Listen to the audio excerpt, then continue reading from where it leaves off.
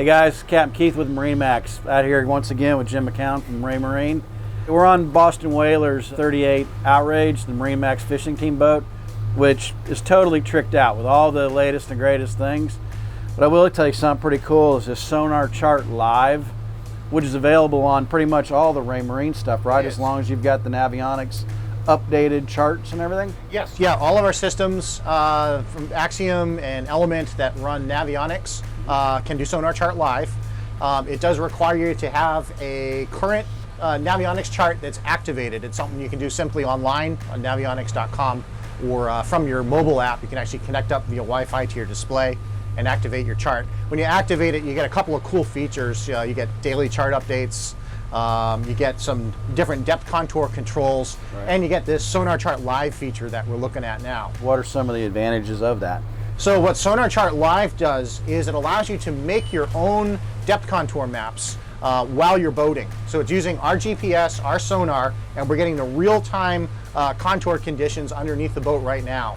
Where that's really cool is if you boat in areas where the sands move around, or maybe a storm comes through and churns everything up, and now the offshore, bottom is all different than it used to be.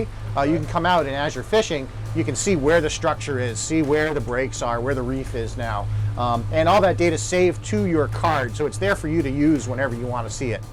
So we've been kind of running around here in circles. We're 100 foot of water so off Hillsborough Inlet, but you can see like little peaks and valleys and rises and where it's all compressed, where it gets down deeper in there, kind of like a little trench. Sure can, yeah. We can see the, where the drop-off is. For people that have been fishing for a long time and have all sorts of waypoints saved, it's pretty neat to run over those points with SonarChartLive, and all of a sudden you can kind of see why those fishing spots were really hot spots, and you're getting a lot of activity there because there's probably a lot of structure there. All right, so I build all this in on mine. So there's no information on here, but now I've got it.